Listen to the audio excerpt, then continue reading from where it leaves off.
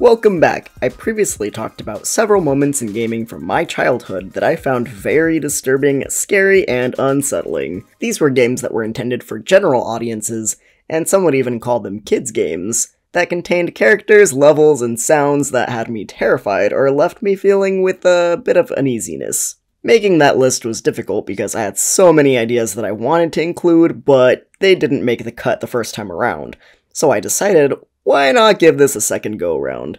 Last time we had entries in order from "that definitely is scary" to "this is an abstract irrational fear, isn't it?" This time around, I'll try to follow a similar format, though a lot of the most blatant, horrifying, and obvious silly entries were already used on part 1, which I'll link below for you guys to check out if you haven't yet. So a lot of these entries are all going to be a bit in the gray area, or more disturbing and unsettling, and much less horrifying. So just like before, we'll be starting with, this makes sense as to how it would be super spooky to a kid, to how is that exactly scary?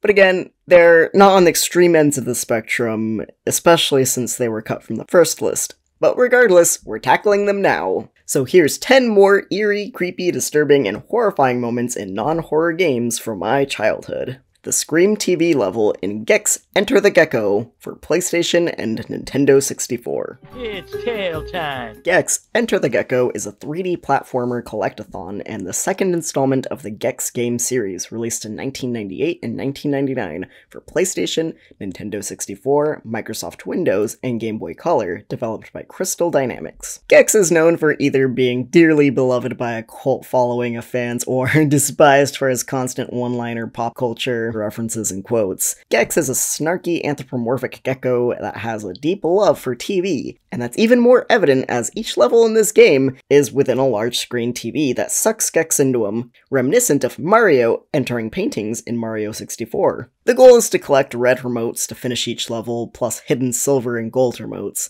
The red and silver remotes will unlock new worlds to visit as well as boss levels.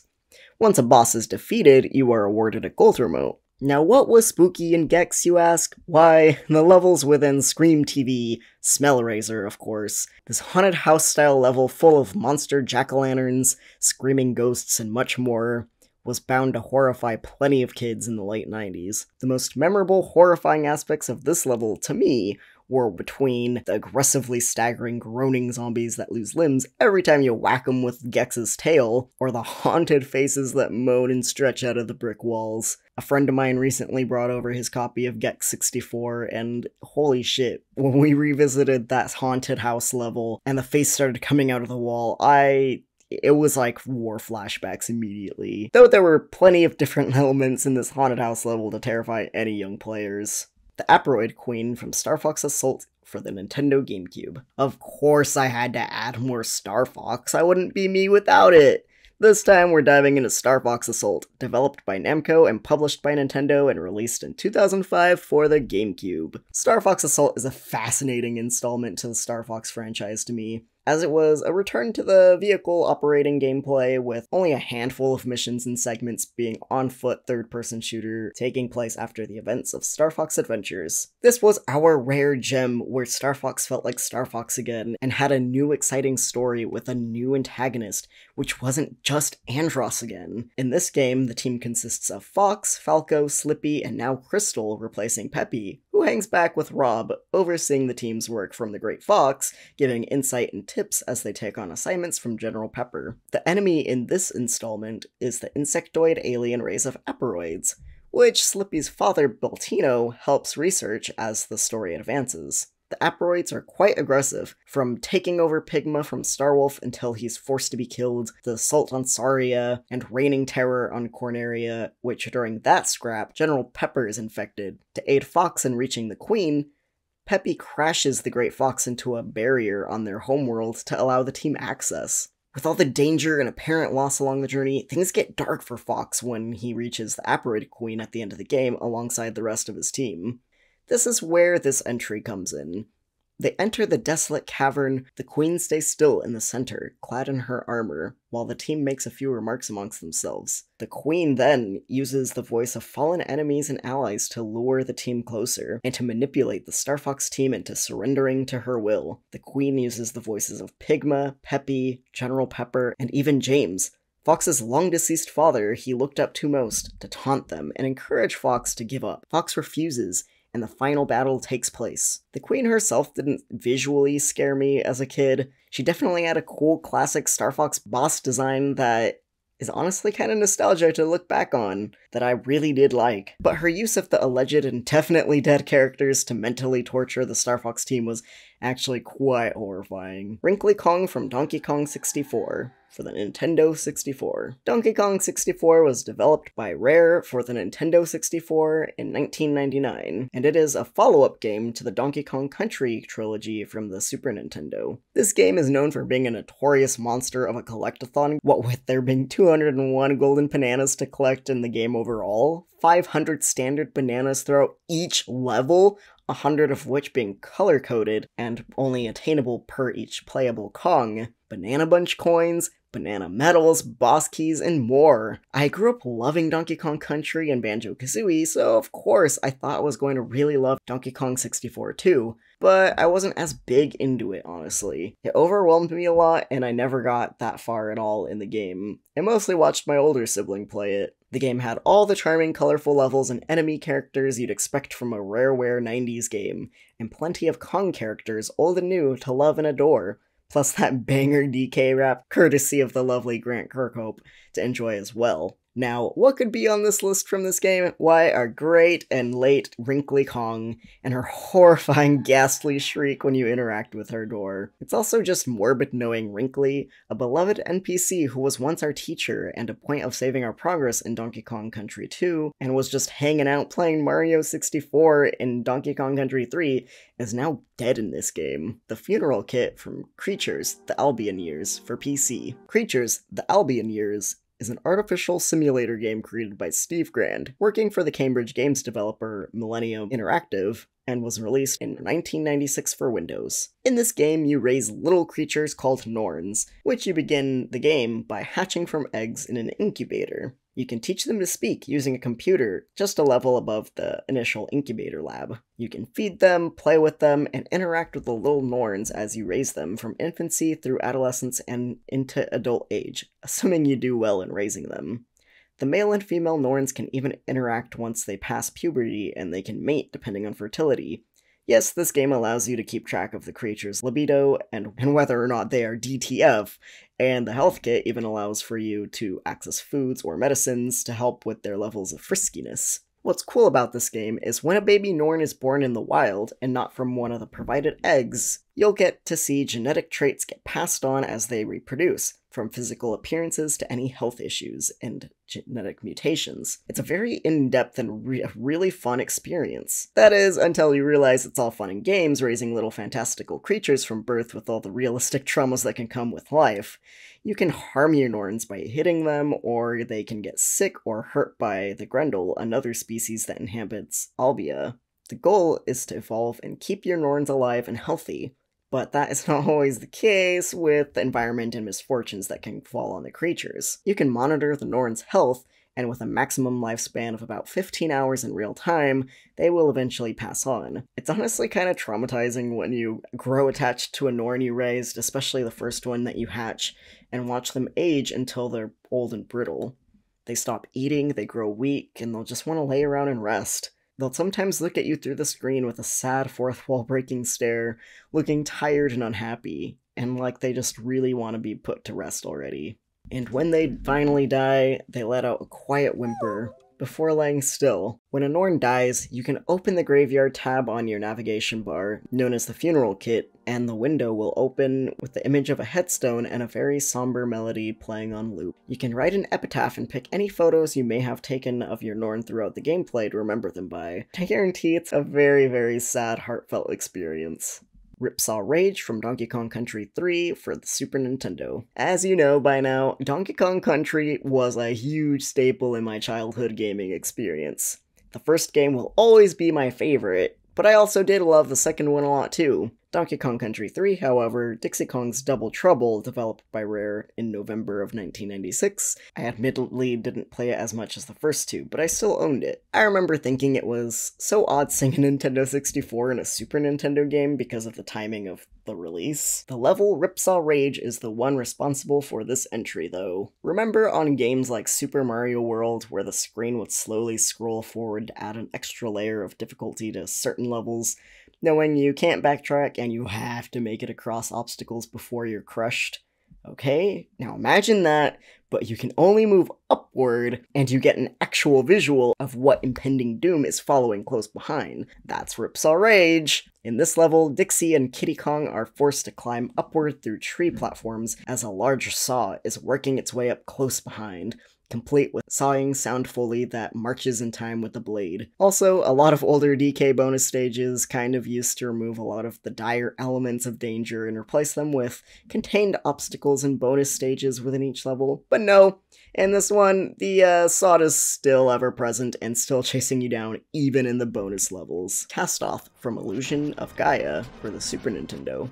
Whew. Illusion of Gaia is part of one of my favorite unofficial game franchises, often referred to as the Soul Blazer Trilogy. Developed by Quintet and published by Enix in 1993 to 1994, this game follows the hero Will in a historical fantasy version of the Earth during a period of exploration. Will was the sole survivor of a dangerous expedition he had embarked on with his father, though he doesn't remember the experience. We learn early on that Will has some telekinetic abilities while he's playing some tabletop card games in the hideout he hangs with his friends in. He quickly stumbles early in-game into Dark Space, where he is met by Gaia, which is a human face with tentacles for a body. Gaia mentions that evil is coming alongside a comet that will bring ill fortune to the world. During his travels, Will is able to take form of two separate beings, Frieden, who is a Dark Knight, and Shadow, a solid humanoid form of energy, but I won't go into too many details about Shadow because that's endgame spoilers, even if the game is over 30 years old by now, and it's also irrelevant to this entry. Will collects mystic statue artifacts throughout the journey, and of course, there are big bad bosses to fight along the way,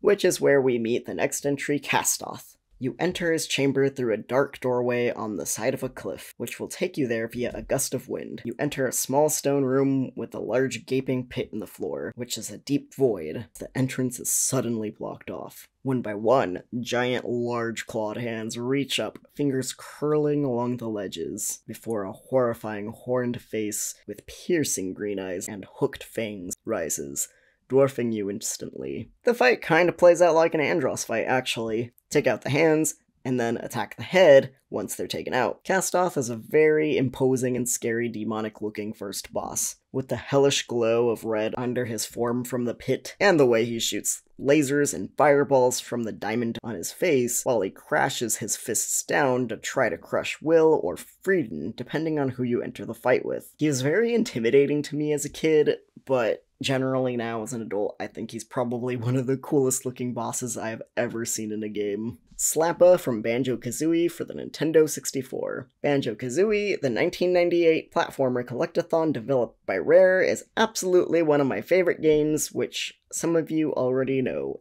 especially if you watched my first spooky game list, which had a lot of banjo on it. I was recently playing the game again for old time's sake, and whenever I do a playthrough, I like to 100% the game. So I was going about my business, finishing off Bubble Gloop Swamp, Freezeezy Peak, and Gobi's Valley, when I realized, holy shit, as a kid, I was really scared of the Slappa enemies in Gobi's Valley. The Slappas are large mummified hands that emerge from the ground, emitting a low rumbling noise as it follows Banjo with a cloud of dust in its trail, before pausing and slamming an open palm down with the hopes of crushing you. Once it's lying on the ground, the best course of action is to lay down a Beak Buster move to one-hit KO it. When the Slappa is destroyed, it'll let out a loud, agonized groan as it falls apart into pieces. And if you mind attention to it, you can see blood inside of the fingers and exposed bones. I distinctly remembered in that moment actively avoiding these enemies and trying not to interact with them at all because they were just so startling to encounter. And also, noticing the inside gory details of these hands just recently as an adult was actually pretty horrifying for a game like this. But Banjo, of course, is not a stranger to showing blood in their games, as we all know about Lord Hu Fak Fak. The Mushroom Pit from Creatures for PC. Back to Creatures for a brief moment, though this time it's about a very specific little detail about the world that the Norns and the Grendel inhabit. The Norns will interact with their world around them to learn, accessing the learning computer, using the elevators, playing with toys, picking up fruit and vegetables to eat.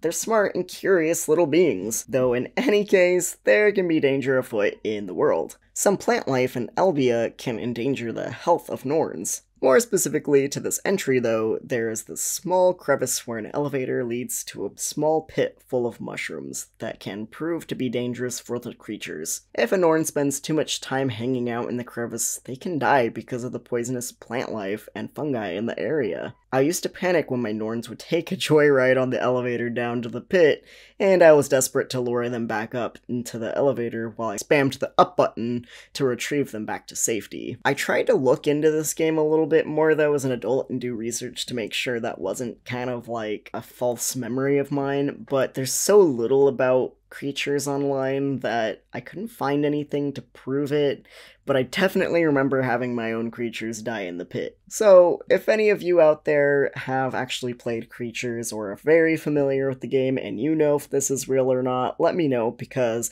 I just want to know if my freaking out about the Norns descending into this pit was valid or not. The disaster emergency notification for SimCity on the Super Nintendo. SimCity for the Super Nintendo was released in 1991 by Nintendo, and this was my favorite of all the SimCity games. It had charming music, simple visuals, and it holds a lot of nostalgia in my heart. Like, just the title screen and the opening theme music is so pretty to me. And usually before bed I also think of the little moon and the bouncing star and the goodbye message and that cute little melody as well. SimCity is a game with no specific goal other than to build a successful city, dividing the provided land into sections like commercial, residential, and industrial zones, and just managing finances and making sure everyone has transportation and power. When I was a small kid playing this game in the 90s, I always thought the residential tiles you would lay down to build neighborhoods and homes was labeled R for repartment, because clearly I was a stupid kid that, despite living in apartments my entire childhood, didn't realize that that isn't how the word is spelled or pronounced. Kinda like those gags used by the babies in Rugrats, mispronouncing words. In this game, you're a mayor and you have an advisor, Dr. Wright, who tells you news about new features and structures you can build, like your own home, special locations like sports stadiums, zoos, and more, as well as each time you grow your establishment, like from village to town to city and so on. Anyway, what did it in for me from a simple city building simulator game? Well, the disaster alert would always give me a jolt. You'd be playing to the soft, peaceful music, then all of a sudden a loud wailing siren would sound off with frantic music as a red window with your city in distress shows up, while Dr. Wright flails about, telling you what the emergency is, sometimes enduring the panic in the window himself. Disasters range from tornadoes, earthquakes, floods, fires, plane crashes, and specifically in the Super Nintendo version, Bowser attacking in a very Godzilla-esque fashion. I think the scariest one was the earthquake for me, because it would suddenly shake your screen and a loud crashing sound would play before cutting to the emergency screen, and it was all very abrupt and loud before leaving your city powerless. This game definitely was a staple in my childhood, and to this day, that disaster siren still makes me feel stressed out when I hear it. And last but not least, Whizpig from Diddy Kong Racing Nintendo 64. Diddy Kong Racing is probably something you didn't expect to see on this list, but here we are. It's the #1 spot because it's such a ridiculous entry for a list like this. Diddy Kong Racing was developed and published by Rare for Nintendo 64 in 1997. Though Mario Kart is the big popular Nintendo racing game, Diddy Kong Racing was a whole different cool experience because you could either race in the karts, or hovercrafts, or airplanes. Some were optional, and some were necessary depending on the terrain of each course. Diddy Kong Racing also had a plot outside of just racing to win a trophy at a Trophy Cup tournament.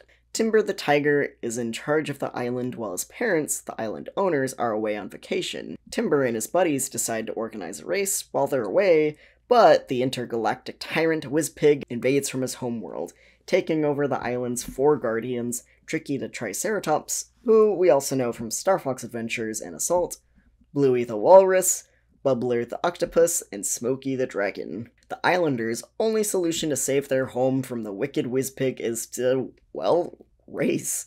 Timber hires a team of 8 racers, Diddy, Conker, Banjo, Crunch, who kinda just followed Diddy because he was his enemy, Tip Top Pipsy, who we jokingly called Pepsi as kids, and Bumper. They're aided throughout the journey by TT the Stopwatch, and a questionably designed elephant genie character named Taj too. I just want to add real quick, the character select screen is so freaking adorable in this game. The bouncing music and each character wiggling their own little animation and quotes introducing themselves. The ones that stood out to me the most were definitely Banjo, I'm Banjo. Whoa. Timber, Pipsy.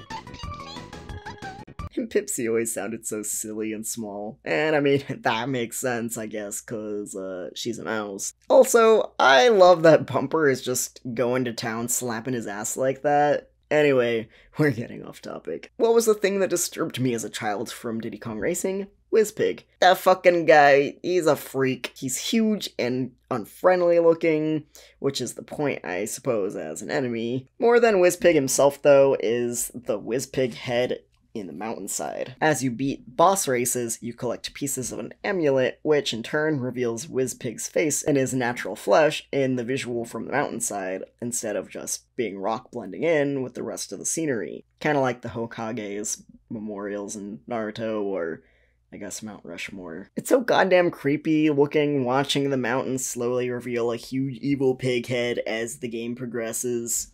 Plus, after you collect everything, this happens.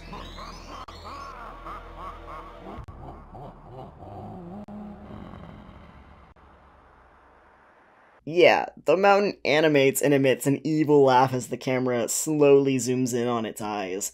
I hate it. Now the huge Wizpig face is staring with mouth agape, and you're forced to fly into his mouth via the plane and enter the final showdown, a race against Wizpig. And also, what kind of fucking race is this? Homie is going on foot booking it while you're in your little car, literally the size of one of his feet. I know it's silly, and that's definitely the point of why it's number 1, and Wizpig is a goofy-looking dude, to me now as an adult, and it's amazing how horrified I was by the mountain head all those years ago. So there we have it. Not the most horrifying encounters in gaming for me personally, but definitely very memorable ones.